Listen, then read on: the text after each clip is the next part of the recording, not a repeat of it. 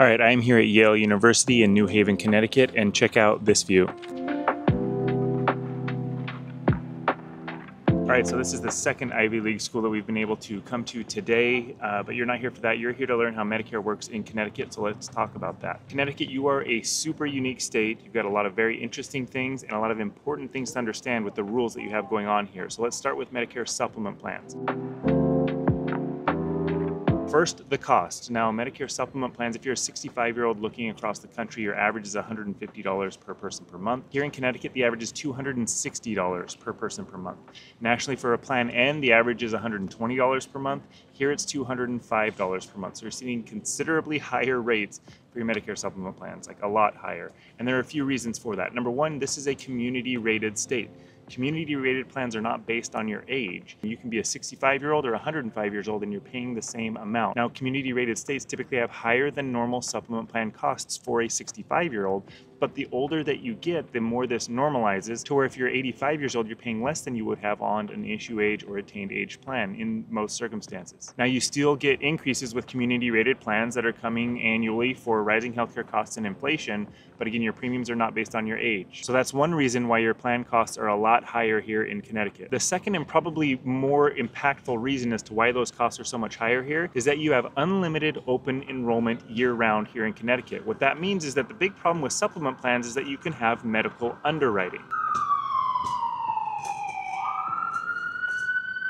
Medical underwriting refers to an insurance company's ability to ask you medical questions, and then based on your responses or your health, they can either raise rates or deny you completely. Now, when we talk about supplement plans, even if you want to move from one supplement plan to another, in most states, you're going to have to go through medical underwriting. But here in Connecticut, you have unlimited open enrollment year-round. There are some states that have birthday rules or different time periods where you can make these changes, but here in Connecticut, it's year-round, which is a great thing. But it does drive up the costs. So regardless of which supplement plan you're on, you can go up, down, left, right, switch to different supplement plans without medical underwriting. But there's a huge mistake that people make with this around switching from an Advantage plan to a supplement plan that I'm going to talk about in the Advantage plan section, but I need to get through the supplement plan section first. The penetration rate nationally for supplement plans is 21%. So 21% of all people who have access to Medicare and have the choice between supplement plans, Advantage plans, FEHB, or any other coverage options choose Medicare supplement plans. Here in Connecticut, it's 20%. So right around the national average, a little bit lower than average. The other unique thing about Connecticut is that you are a MOM state. That's MOM, and that refers to Medicare overage measures. This is referencing a provider's ability to overcharge you or charge more than what Medicare allows. And this is strictly speaking about providers who do not participate with Medicare. So we have three classes of providers. Those who participate with Medicare, they accept Medicare's fee schedule,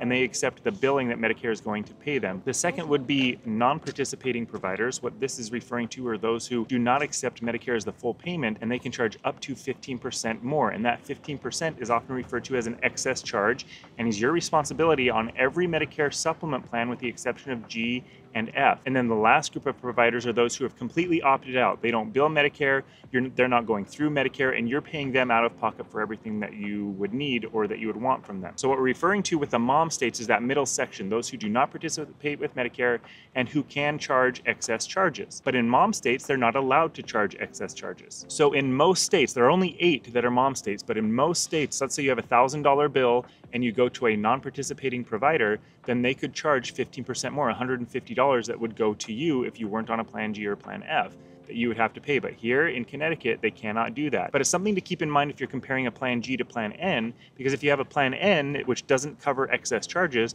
well, if you're getting care here in Connecticut, you don't have to worry about that because it is a MOM state. Now, these MOM rules are based on where you get care. So if I have a plan here in Connecticut and I visit and get care from a non-MOM state, let's say I go to Texas to get treatment, well, Texas is a non-MOM state, so I would be subject to those excess charges, let's say if I was on a Plan N. However, if I lived in Texas and I had a Texas supplement plan and I sought care here in Connecticut, I would not be charged those overage charges or those excess charges because I'm getting care in the state where the MOM laws apply. So it's where you get the care, not where you got your plan. Now, the one exception to this, and excess charges are usually dealing with Part B, would be durable medical equipment. So if you need CPAP, if you need oxygen, prosthetics, there is no cap on how much they could charge over that if you're visiting non-participating providers or if you need durable medical equipment that isn't covered quite the same way.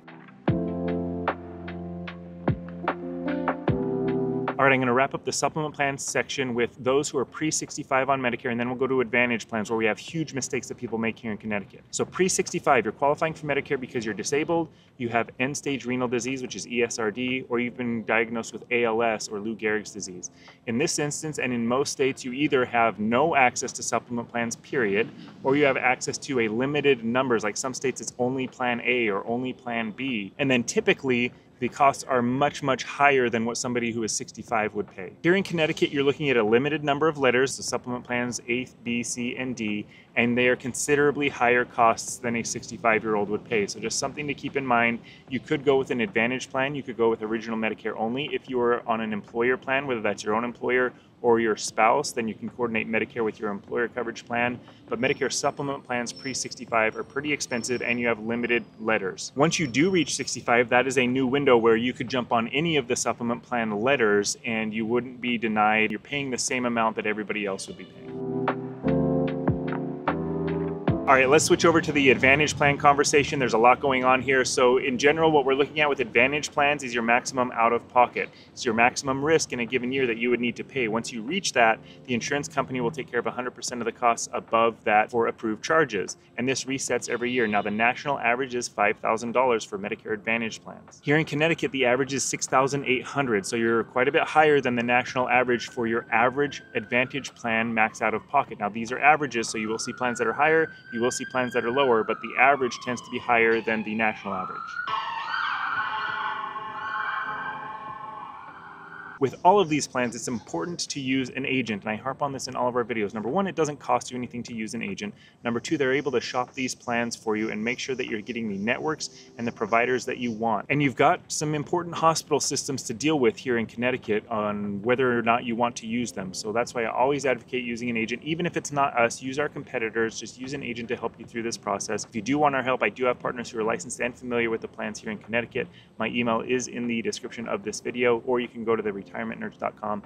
We'd be happy to help. Nationally, the Advantage plan penetration rate is 50%. Here in Connecticut, it's 55%. So it's quite a bit higher than the national average in terms of who's picking Advantage plans. And the reasoning behind that could also be tied to the biggest mistake people are making with Advantage plans here. So you can go on an Advantage plan, and with unlimited open enrollment, you can switch to a supplement plan. Let's say if something bad comes up, because you aren't going to get denied, you aren't even going to be underwritten. So the thought is, I'm going to save money on my Advantage premiums. I'm going to stick on an Advantage plan, and then when something goes wrong, I'm going to switch to a supplement plan. And the logic is pretty sound, but there's a big mistake here. And the big mistake is that in order to switch to a supplement plan, you need a qualifying event to get back on original Medicare. So right now I'm recording this on August 2nd. This is going to be posted later than this, but let's say that on August 1st, everything is fine. On August 2nd, I find out that I have cancer and I'm on an Advantage plan. That does not mean, and these unlimited open enrollment rights does not mean that I can then switch onto a supplement plan on August 3rd and have everything treated and be okay. That's not how it works. You have to wait for certain periods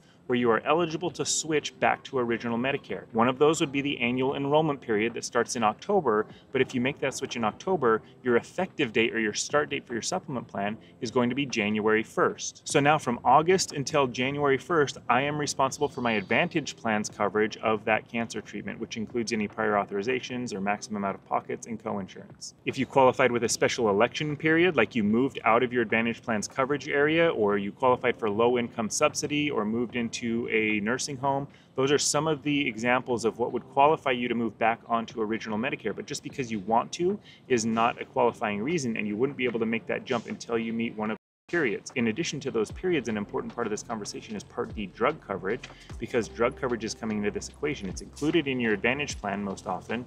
Now you're moving off of your Advantage plan, and to get on a Part D plan, again, you're looking at certain enrollment periods like the annual enrollment period or a special election period. So switching isn't as easy as, oh, I just want to do it, let's go. And we get calls from people who heard, oh, I live in Connecticut or I live in a state like New York, I can switch anytime I want. And yes, you can, but not really. So you can buy the supplement plan, you can pay the premiums, but the supplement plan isn't going to be billed because you're not back on original Medicare. And to get back on original Medicare, you need a qualifying event or be in a qualifying time period. Now, two quick exceptions to that. You do have trial rights when it comes to Advantage plans. The first trial right is if you go on on Medicare at your 65th birthday and you take an Advantage plan first. If this is the case, you have a 12-month window where you can try that Advantage plan, and then you could switch back to original Medicare and a supplement plan with no medical underwriting. And it's not based on the time of these open enrollment periods. It's your personal trial right based on your birthday. But again, this is only your 65th birthday. If you take Medicare for the first time at 67, this doesn't apply. Only at your 65th birthday. The second trial right is if you go on Medicare, and this is at any age, and you take a supplement plan first. So let's say I'm 67 years old, I go on Medicare for the first time, and I take a supplement plan first. If at some point in the future I want to switch off of that supplement plan and try an Advantage plan, I can do so, and then I have a 12-month window where I can be on that Advantage plan, try it out, and then within that 12-month window, I could switch back to original Medicare and a supplement plan if I wanted to, without medical underwriting and without the fear of getting denied. All right, I like to finish my videos with a secret keyword that is just between you and me, and that way I can take the comments a little bit more seriously. And the secret keyword for this video is Connecticut is the first state to establish a speed limit in the country. So my keyword for you is, what is the fastest you have ever gone in a car? And you don't have to admit whether you were driving or not, just the fastest that you went in a car, and then that way I will know that you've made it this far. I can take the comments a little bit more seriously. If you haven't subscribed to this channel already, make sure you do so. It helps more than you know. And then my family and I are going to go explore Connecticut a little bit more. It's super humid, but very nice here. And I appreciate you making it this far. I will see you in the next video.